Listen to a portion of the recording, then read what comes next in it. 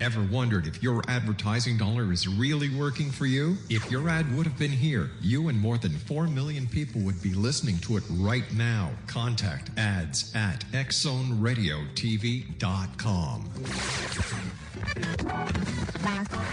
All Hit Radio.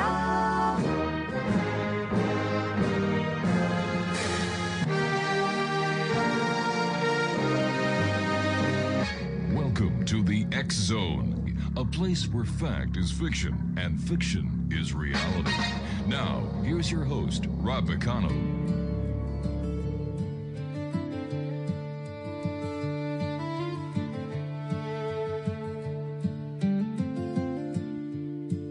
They say Mandela died in prison back in 1983.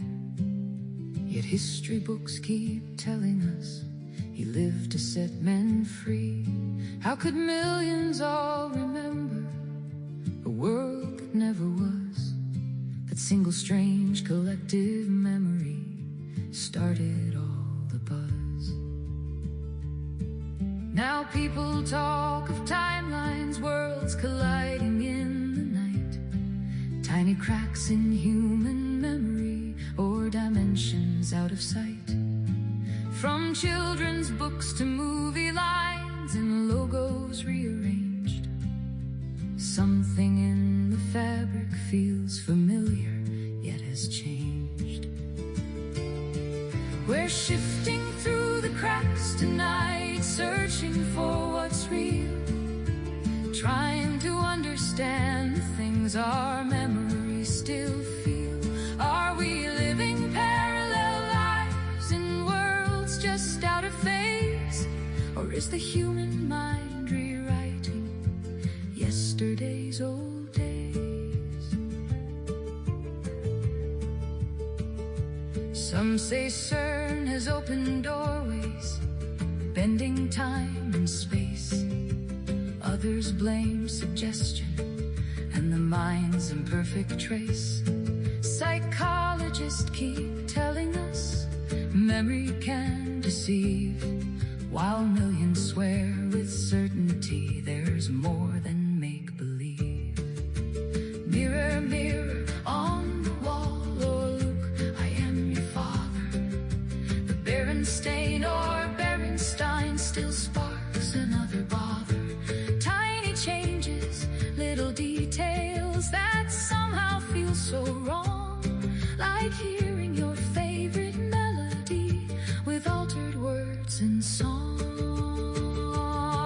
We're shifting through the cracks tonight between the false and true, a puzzle with no answers yet, but questions breaking through. Some believe the universe is layered deep and wide, and every choice creates a world where different truths survive.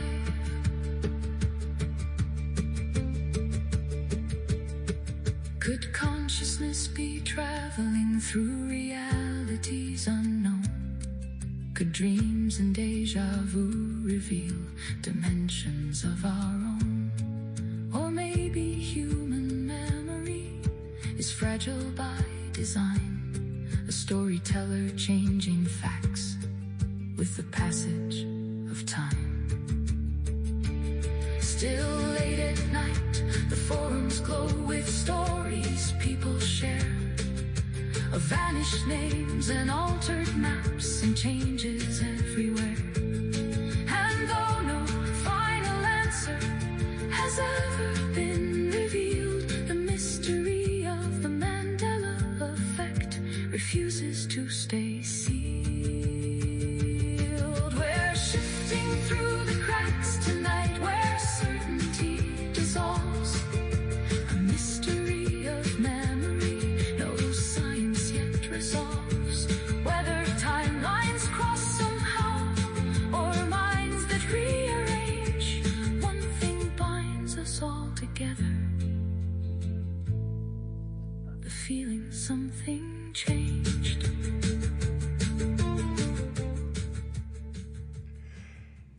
And welcome to the X Zone, everyone. I am Rob McConnell. We're coming to you from our broadcast center and studios in St. Catharines, Ontario, Canada.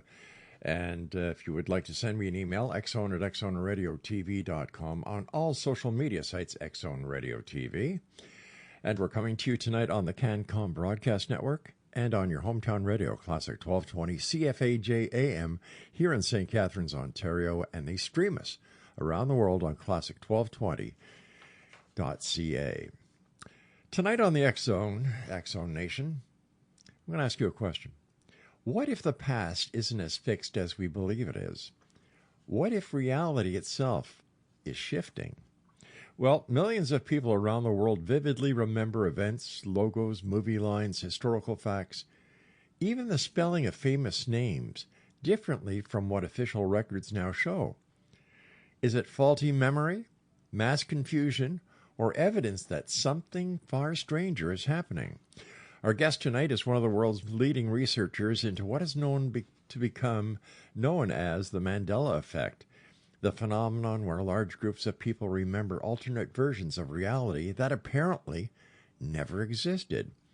Joining us is author, physicist, and consciousness researcher Cynthia Sue Larson, whose groundbreaking work explores quantum jumps, parallel realities, consciousness shifts, and the possibility that humanity may be moving between timelines without even realizing it.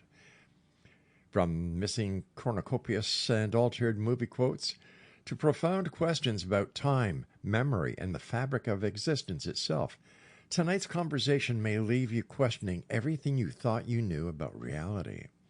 Welcome to the X Zone, where people dare to believe and dare to be heard. I'm Rob McConnell. Joining me now from the beautiful state of California is an X Zone good friend and my good friend, Cynthia Sue Larson. Cynthia, welcome back to the X Zone. Oh, thank you, Rob. And I love that opening song. That is amazing. Oh, thank you. Thank you so much. You and I have talked many times about the Mandela Effect, and I've got to be honest with you.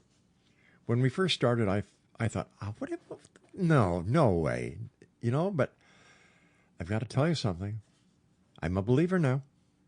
So what happened? Because I remember when we first started talking, and you were skeptical, but you're one of the good skeptics, open-minded. Well, this is what happened. I did research on it. And like it said in this song, all millions of people cannot be wrong. And history is proving the Mandela Effect is real. History is proving that all these years of you talking about the Mandela Effect, you're right on. But how do we explain to the rest of the world what the Mandela Effect is? Right. For people that are new to it, I think the best thing is just to be aware that there are people already observing that some of the so-called facts and written history can change. It's nice just to have that idea out there. It's good to have it there because it provides a cushion for the inevitable moment where someone stumbles into something and they are blown away because something has changed and they cannot figure out how that could possibly be because they know for sure what they remember and it's completely different. Cynthia, I've known you for a number of years. You're an author, you're a physicist, you're a consciousness researcher. How did you get involved in the Mandela Effect? What was it, as a scientist, that brought you into the lure, the phenomenon? Are we facing something that we've never even thought could happen in our existence? Right. Well, before it was called the Mandela Effect, which happened in the 2000s, then the name the Mandela Effect, I noticed in the 1990s that reality was absolutely malleable, that things were changing that had no business changing. I mean, like a statue appearing that had never been there before, that was very weathered and old, a sundial sculpture that I feature in my book, Reality Shifts. And that thing is huge. It's like 15, 20 feet tall, made out of concrete. It's a gift from a sister city in Japan to the city of Berkeley that I live in, California. And I used to go to this same aquatic park by the Berkeley Marina to have brunch with friends. And we'd go frequently, like every month. And then one day, there it is, this monstrous sundial sculpture. And the funny thing is, it kind of showed up right when I was asking them if they'd ever experienced what I was calling reality shifts. And as they were answering, then it's like, don't look now, guys. But do you remember ever seeing this? Like, we're just going to walk right into it. It had never been there before. Now, did you check with the city of Berkeley to see if anyone at the city level actually knew anything about this statue that just popped up? Oh, yes. Yeah. My friend, these are people that they were bank managers. So if you're wondering who was I walking with, are they flakes? No, Are they no, from no. California? These were not flakes. And one of them is very practical they're both practical and down to earth. But my friend Cliff said, hey, Cynthia, you should check with the harbor master, and just because we were all confused about this. Yeah, so I did. I checked in with the harbor master, and I got what's typical of these sorts of things. In other words, the harbor master did not report this just sort of fell in from outer space one day. No, there was a whole cover story that this statue had always been there. I'm saying cover story because that's what it feels like for people like you and me. When we know what we know. We know we've always walked through the plaza. It was always wide open space. We wouldn't have tripped and been injured by this. If we'd been blind, we just bumble right into that thing. I often wonder how many people walk by something and say, geez, I never realized that store was there. And I wonder if this is part of the Mandela Effect and they're subconsciously watching time shift right before their very eyes. Yeah, some people do write that off. And if they weren't there and if they didn't experience what we experienced, then they easily could say, Cynthia, you just were so enthralled with your friends. You're talking to them. You got distracted. You just never noticed. But that doesn't hold up. That skeptical doesn't hold up because now that the sundial sculpture is there, it blocks the visibility of another statue. Previously, that was the only thing you could see, and you could see it quite clearly. It was sort of an archer, like a character, stylized figure of a man riding on some stylized horse, about to shoot like an arrow toward the Golden Gate Bridge. Now you can barely see it because the sundial sculpture's in the way when you approach the plaza the way we always did. Is there anything on the sundial sculpture that would indicate where it was manufactured, when it was manufactured, or any clues as to its previous existence? 1970s. I've got the date in my book at the Reality Shifts. I don't have it right at my fingertips. Okay. But you know what's interesting? That sundial represents space and time. It's a way of telling time by the movement of the planet through space. Cynthia Sue Larson is my special guest, and Cynthia and I will be back on the other side of this break. Her website is Reality Shifters, right? Yes. .com. Reality Shifters, right. Cynthia Sue Larson, very interesting lady. She's not a flake, Exxon Nation. She's an author. She's a physicist, and she does consciousness research. Fact, fiction, or altered time? I'll go with altered time. Because, like I said, I was very skeptical when I first started talking to Cynthia and other people about the Mandela Effect years ago, but I'm telling you, I'm hearing all about it, and millions of people can't be wrong. So what are we missing? What are we listening to? What are we watching? And why are only some people seeing the shift? Does that mean time shifts throughout our existing realities all the time without us knowing it? We'll be back on the other side of this break. Don't go away. Through the cracks tonight, searching for what's real, trying to understand things our memories still feel. Are we living parallel lives in worlds just out of phase, or is the human mind rewriting?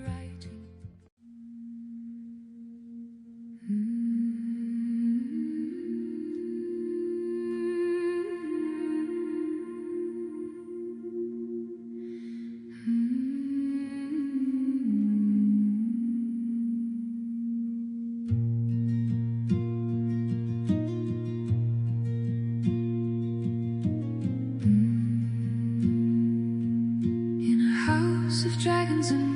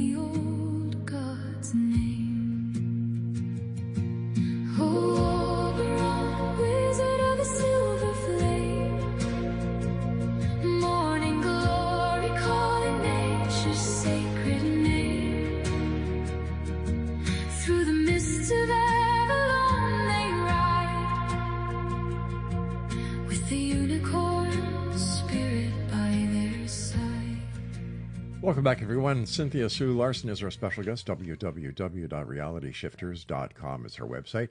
And Cynthia's book is available on Amazon.com and on all fine book-selling platforms around the world.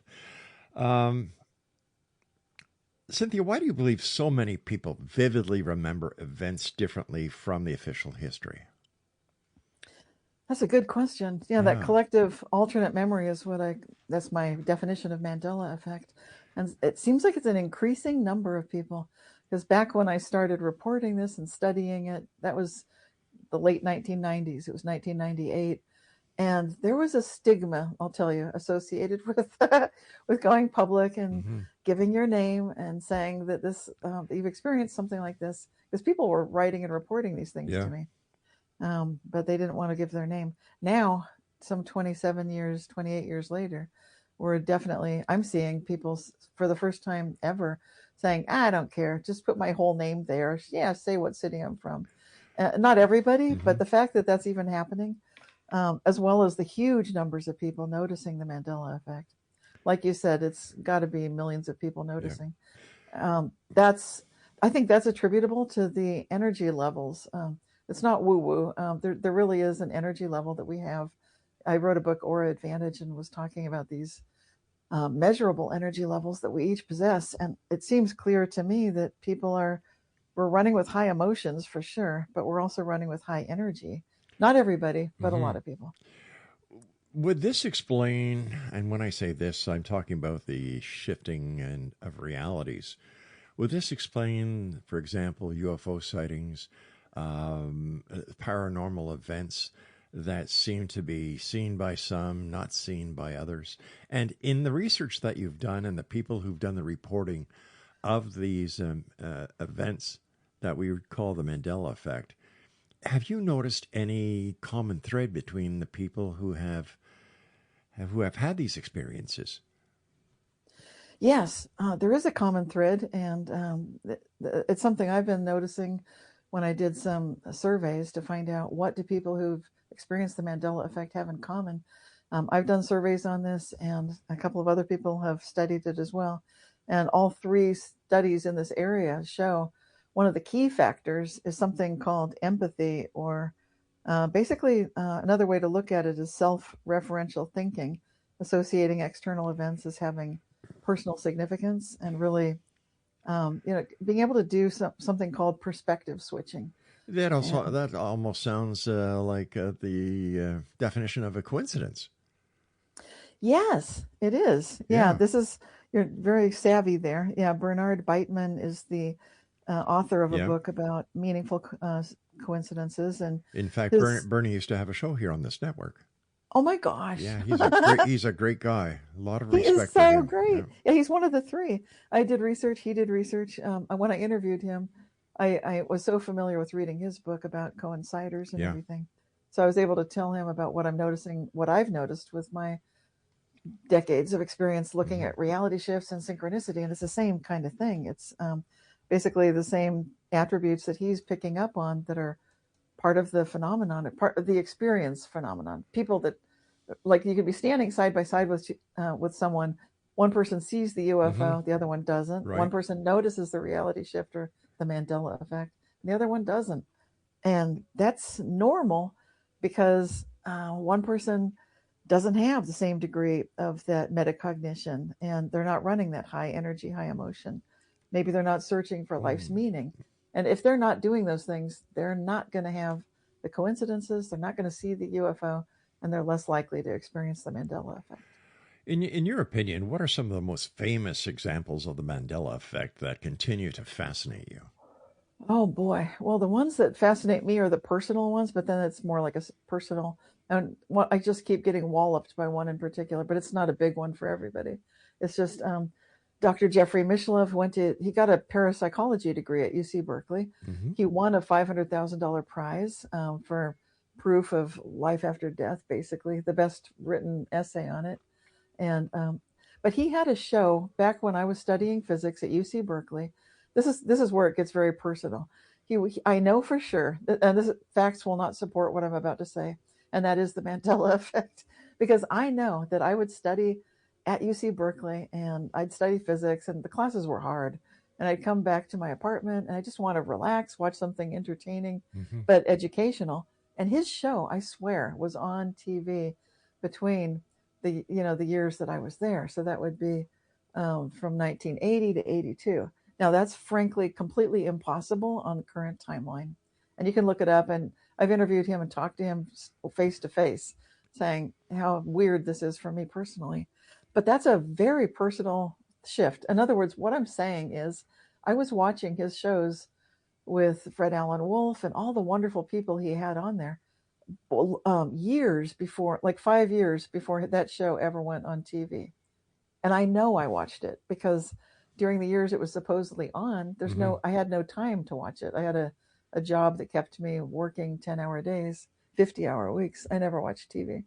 So is it possible, Cynthia, that we each individually have the ability to time shift? Yes. That we do it without knowing we're doing it. Absolutely. That is actually the crux of the whole thing right there. And it's amazing to me that we have so many of these Mandela effects that are so widespread, like the cornucopia that you mentioned briefly in passing. That's huge. The fruit of the loom is used to have that symbolic icon. It was like that. I remember it. Yeah, the cornucopia. It looks like the Thanksgiving, that sort of horn of plenty. And it would have all the fruit coming out of it. Right, usually a basket kind of shape. And that never existed. So that's something, and I've heard from insiders that worked at Fruit of the Loom, because over the years I've had the ability to research these things. And just like what we were noticing about the sundial at the Berkeley Marina, similarly, the people that have worked inside the Fruit of the Loom offices, they've told me they've looked for it. Like, is a secret thing? Was there a cornucopia and they pulled it and they didn't tell anyone and there's no proof of it? Were they that successful at sweeping the internet? No, it just never did exist. But yet so many of us remember it, to the point that there have been studies, refereed journaled articles studying this phenomenon. And that's one of the things that people do notice, is they remember the cornucopia on the Fruit of the Loom. And let's talk about the namesake of the phenomenon, Mandela. Right. What's the story behind the Mandela being the Mandela of the Mandela Effect? Geez, that was a hard one to get out. Anyway. Yes, it's all about Nelson Mandela. Some people think, is that the mandala? Like, they're interested in those beautiful designs that have that very very structured look, usually in a circular fashion. But no, this absolutely is Nelson Mandela. And it has everything to do with the man, Nelson Mandela. And in my book, The Mandela Effect and Its Society, I talk about, each chapter opens with a quote by Nelson Mandela that seems very relevant, because, I think he had a lot to say. And I'm glad that it's him that people have named the Mandela Effect after, because what they're saying is they remember that he died when he was incarcerated on Robbins Island at some point in the 1980s. I know your song says 1983. Some people remember 87. But again, this is classic Mandela Effect territory. You're going to have some people that remember different years, and that just goes with the territory. Point of fact is, he did not die in the 1980s. He didn't. Went on. No, he went on to become the president of South Africa. And that's mind-blowing for those of us that remember quite clearly where we were. In some cases, some people have written to me and said, I was in school and our teacher was devastated to hear that Nelson Mandela had died. This is around the world. I don't hear these reports from South Africa, and there's a quantum physics reason for that, because, again, that's more technical.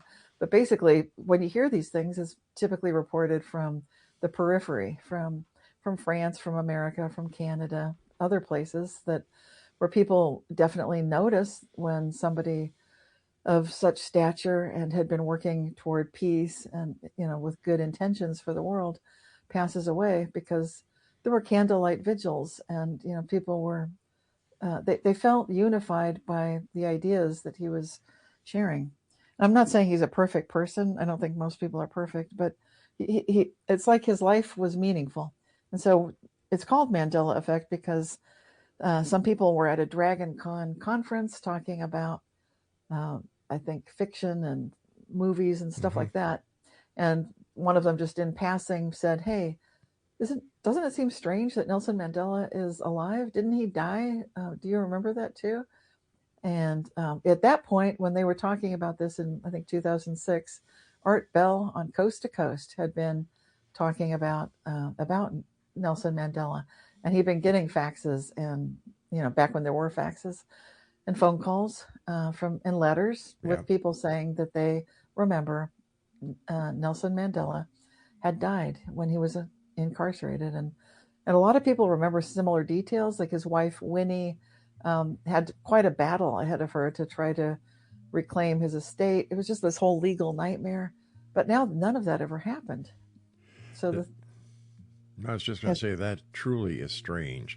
You and I have to take our break at the bottom of the hour, my dear friend. Please stand by. Exonation's Cynthia Sue Larson is our very special guest this hour. We're talking about the Mandela Effect. And if you'd like to find out more about Cynthia, please visit her website, realityshifters.com, and her books are available on amazon.com. This is the X Zone with yours truly, Rob McConnell, on the CanCom Broadcast Network and your hometown radio, Classic 1220 CFAJ AM, streaming us around the world on classic1220.ca. Changing the world in the old God's name. Oh, Oberon, wizard of the silver flame, morning glory calling nature's sacred name. Through the mists of Avalon they ride, with the unicorn spirit by their side. Dreamers of a world reborn, children of the stars in storm, holding high the torch of the free, guardians of eternal mystery. They spoke of love without fear or chains of moonlit.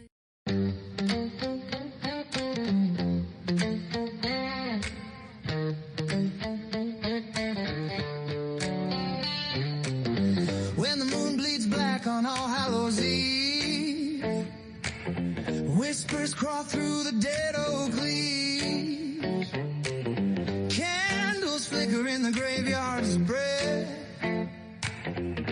calling spirits back from death. The witches are awake tonight, dancing around the firelight. Spells are cast, the veil is thin. Let the wicked feast begin. Screams will echo through the sky. You will laugh before you die. Run if you dare, make no mistake. The witches are awake. Cynthia Sue Larson is our special guest, realityshifters.com. But before we get back to Cynthia, I have to tell you, the members of the Exo Nation, something very, very important. Do you remember all the reports of submerged UFOs off the coast of California? Yeah. yes. Guess what? They weren't UFOs at all. We have the proof that they were U.S. Navy drones being tested. That's right. Drone warfare underwater is a reality. We're not talking about submarines. We're not talking about mini subs. We're not talking about sophisticated torpedoes. We're talking about drones, just like they have in the sky. They now have for underwater use. We're going to be putting 3 or 4 photos of them up on our website at xzoneradiotv.com, as well as some maneuvers that they've already done. So I want to thank a whistleblower in the United States Navy for sending me all this great information. And yes, we have authenticated the person who sent it to us, and we've also authenticated the pictures and the videos. No AI traces anywhere.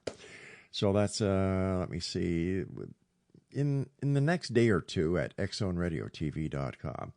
Cynthia Larson, welcome back, my dear friend. Cynthia, how does quantum physics connect with your theories about reality shifts? Well, very nicely, actually, because that's where things start making sense for me personally. Otherwise, this is just really freaky when things just are kind of blipping in and out of reality. How often do you hear a scientist say something, well, this is really freaky?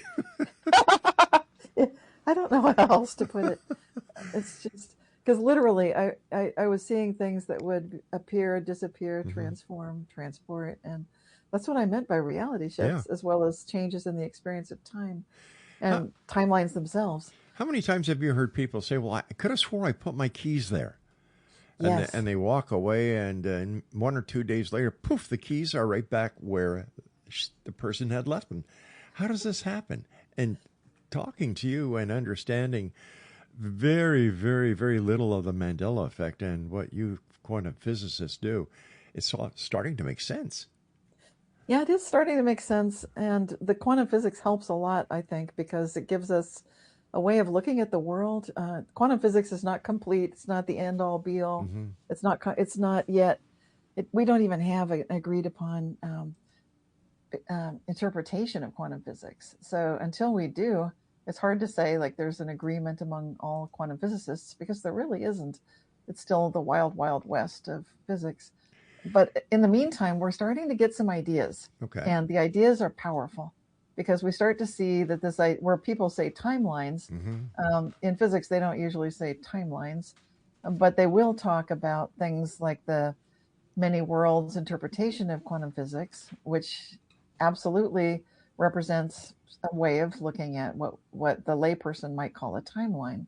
And that's interesting, because then you've got sort of a crossover where you can take one idea and map it onto another. With the Mandela Effect, we sometimes see what's called a flip-flop, where we might see the spelling of Chick-fil-A spelled C-H. It's a chicken restaurant in America.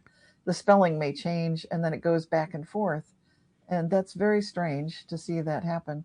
But within physics, quantum physics, we are aware that a quantum particle can be in a superposition of states where it could be spin up and spin down simultaneously until it's observed. And so these ideas from quantum physics, when we know that's what happens, kind of like in the so-called quantum realm, which they used to think of as being kind of like Las Vegas, what happens in Vegas stays in Vegas. But actually, what happens in the quantum realm does not stay in the quantum realm. And the top physicists that I know, the award-winning ones, the really super genius ones, they know that these quantum changes and shifts and reality shifts, that they're happening at every level of reality. One physicist, I talked to him over a cup of tea and told him that I was apologizing. I said, I'm sorry that I didn't put you in my book, Quantum Jumps, because at the time I wrote the book in 2013, you did not exist. And he just nodded and kept sipping his tea and moved the subject right along, because he totally, totally got it. And I sort of, when you have that moment in a conversation, you're all prepared to explain yourself. And I was going to say, don't feel bad. It's happened to me too. But I didn't need to do any of that. He was so instantly aware. So the people that really get quantum physics really understand what's happening with the Mandela Effect, and understand that we're being given a glimpse of consciousness itself in ourselves, the way that we observe. Tell me, Cynthia, are there spiritual implications connected to the Mandela Effect? Yes, there are, because that's a perfect segue, because what I was just saying is the way that we observe, and it matters so much. And the spiritual connection is, how do you steer this thing? Like, if once you start noticing that your observations are changing reality, what's the best advice for how to steer your life? And thank you for your question. That's basically the answer. I would say, let's make sure that we are being the best people we can possibly be. Because what starts happening when consciousness is actually literally changing the world is that if you're not careful and you haven't dealt with your own shadow issues of jealousy, envy, laziness, gluttony, whatever, they can be very deleterious. They can be negative. They can be sort of dead ends that you fall into. And so ideally, you can rise above these. And we're human, so we're going to have issues. I'm not telling people they have to be perfect, but it is a spiritual path when you start noticing that the more you can tune your attention to focus on what you're truly grateful for, and to genuinely be the embodiment of what you're seeking, well, if that's not the definition of a spiritual path, I don't know what is.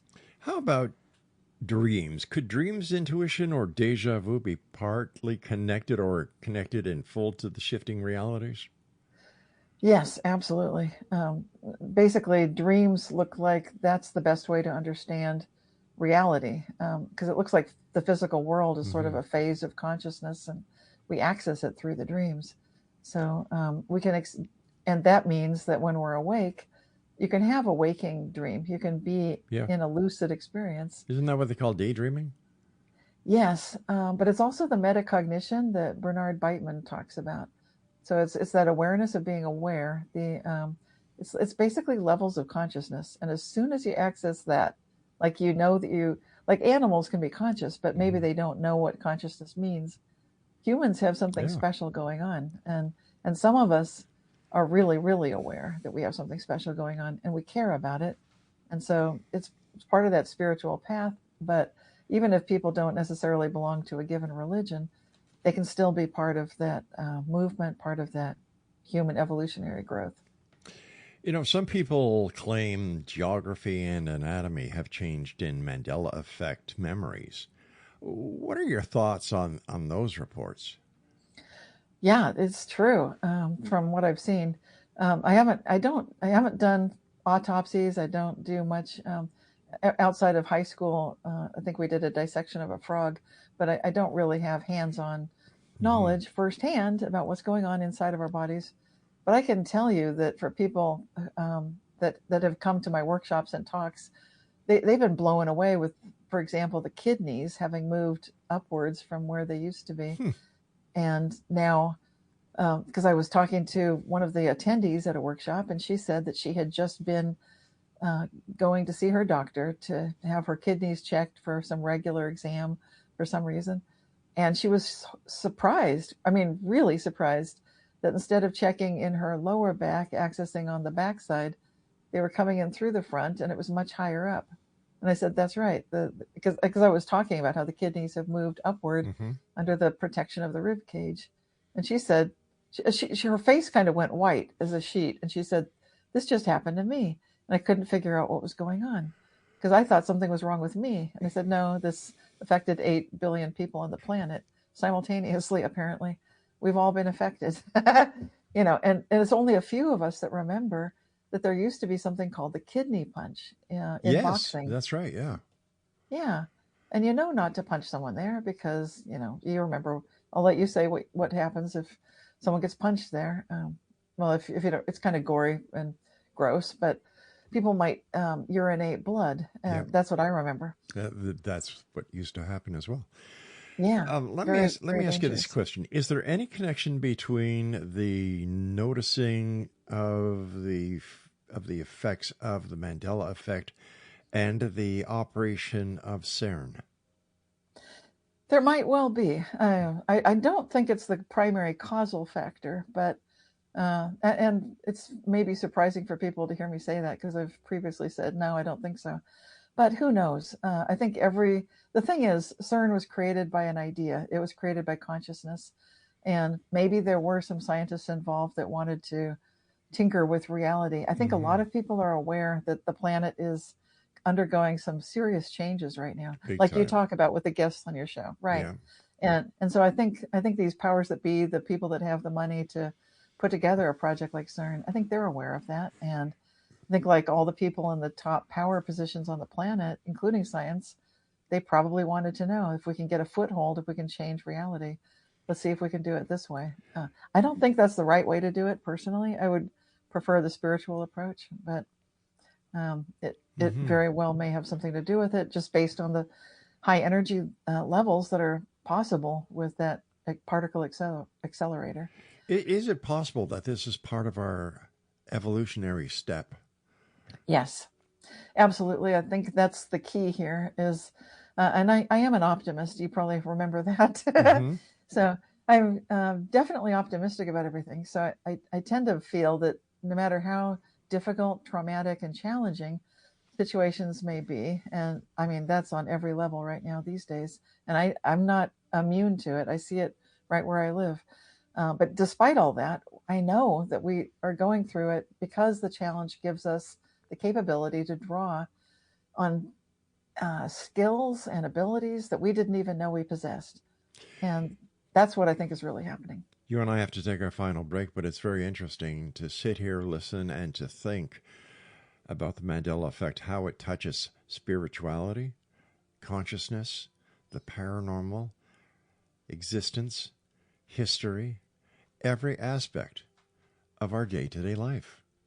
Stand by. We'll be back on the other side of this very short break as we continue here in the X Zone from our broadcast center and studios in St. Catharines, Ontario, Canada, on the CanCom Broadcast Network and your hometown radio, Classic 1220 CFAJ AM, streaming us at classic1220.ca.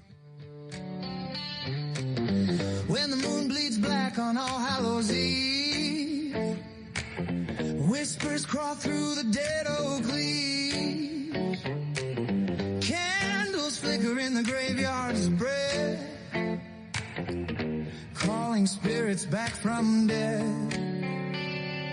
The witches are awake tonight, dancing around the firelight. Spells are cast, the veil is thin. Let the wicked feast begin. Screams will echo through the sky. You will laugh before you die. Run if you dare.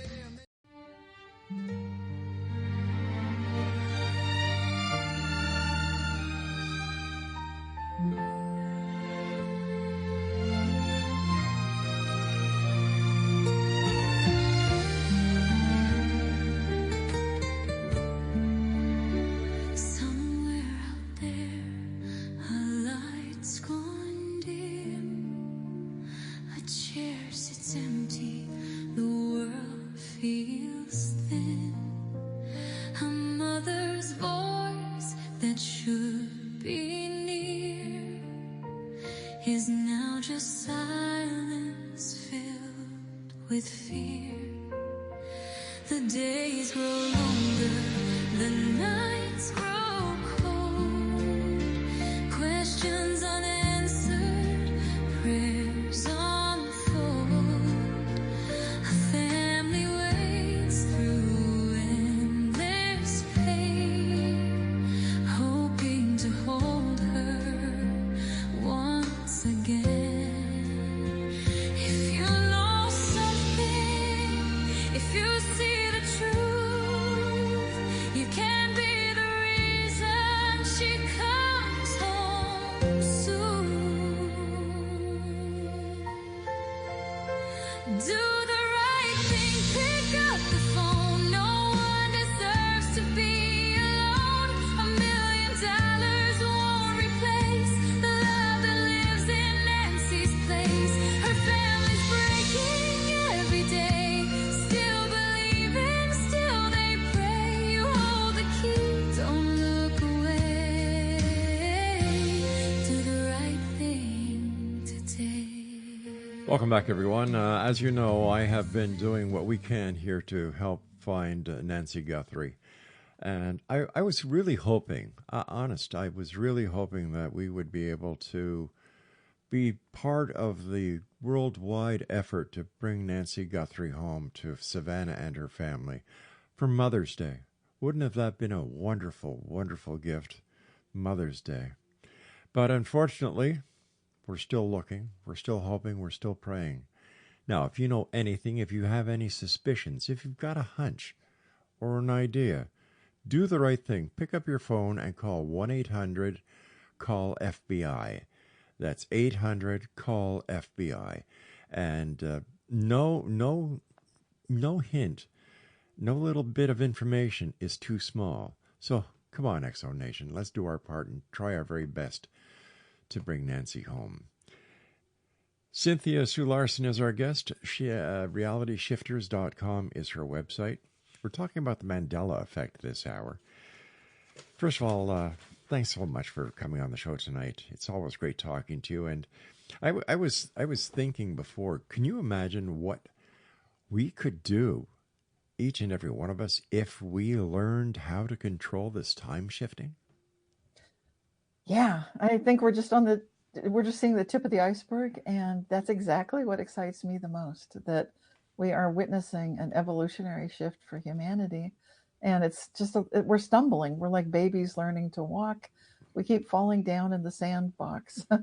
Yeah. It's a soft landing, but we don't quite seem to know what we're doing. We don't have the full controls. This is not something we're going to be able to hand over, or we should not hand it over to robotic or artificial intelligence control, because that's defeating the whole spiritual growth evolutionary purpose. So I'm not encouraging transhumanism, far from it. I'm recommending that we start looking at how good can it get, asking questions that we'd like to live the answers to, and recognizing the role that we play when the keys, instead of getting lost, they come back and we find something else. Noticing that when we're very kind and doing things for other people, we experience miraculous reality shifts. That's what I'd like to see people recognizing. How can people tell the difference between imagination and a genuine Mandela effect, or experience, I should say? Yeah, that's a good one. Basically, it's a personal thing, because if it's your own personal Mandela effect, like mine with the Thinking Aloud TV show with Jeffrey Mishlev, I'm going based on my absolute certainty. So it should be absolute certainty is the difference with imagination. Because if you're absolutely certain that this is a true memory that you have, nobody can question you about it. I mean, they might think they can, and they can say facts don't support what you're saying. But if you know for sure that you were in a certain place and this is what was happening, then please trust your memories. So if you can't really be sure, and sometimes I'm being honest, sometimes I'm not sure. If it's been in decades, I don't remember who I went to school with, and all the children in my second grade class, I don't really remember. That's okay.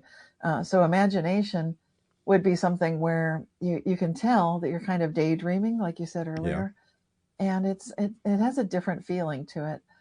That's where you're doing sort of a what if exploration, whereas a genuine Mandela effect is where you're seeing proof and evidence that things are quite different than you know for sure that you remember.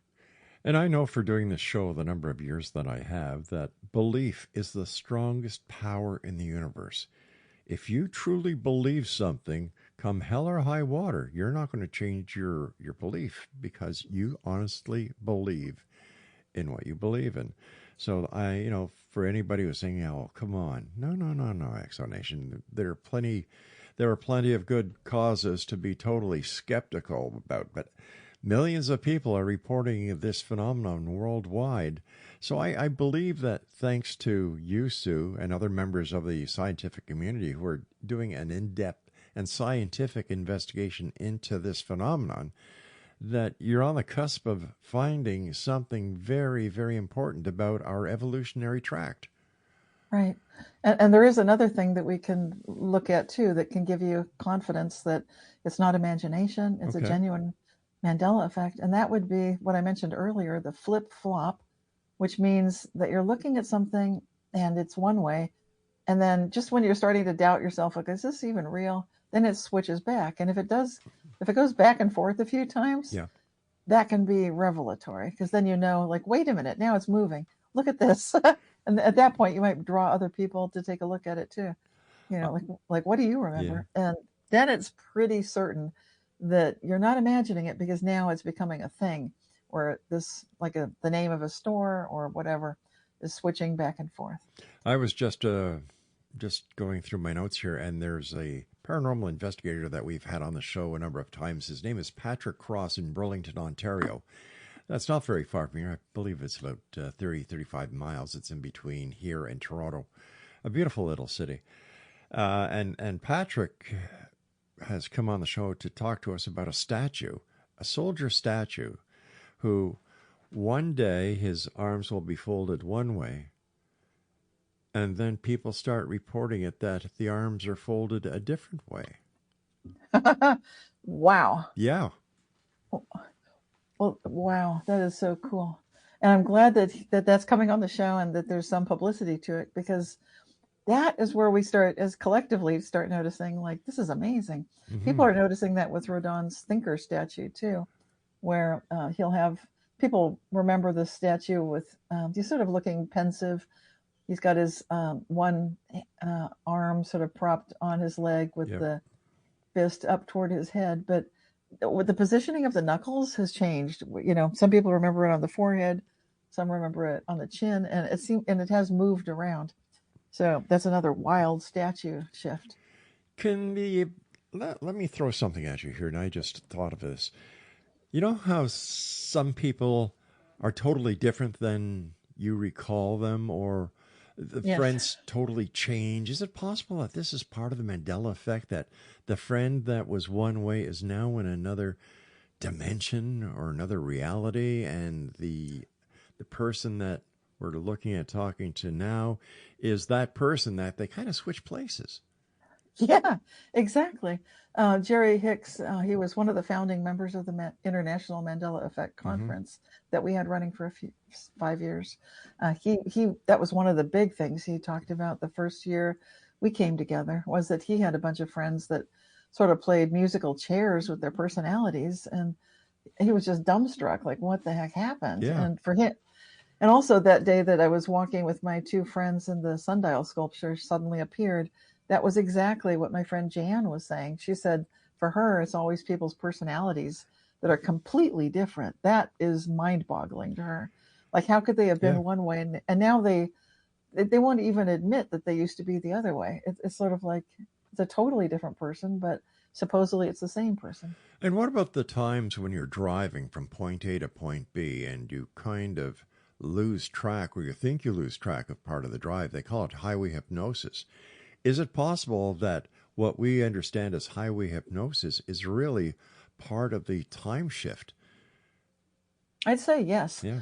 And it's one of the most common reality shifts that I was tracking when I was first starting to report the phenomenon. Besides missing keys, that driving and going farther in less time than is humanly possible without speeding was one of the top things people reported. They would do a 6-hour drive in 2 hours. And that's like, it's impossible. Yeah. But they did it. And it was more than one person. Another big one is people facing an oncoming truck that there's nowhere to go because they're inside a tunnel or on a narrow road or what have you. And they brace for impact, like, well, that's it, my life's over. And the next thing they know, the large vehicle is behind them in the rear view mirror, which is impossible. And their vehicle has somehow tunneled right through that oncoming vehicle. And I'm saying tunneled because, once again, there's a quantum phenomena that does this.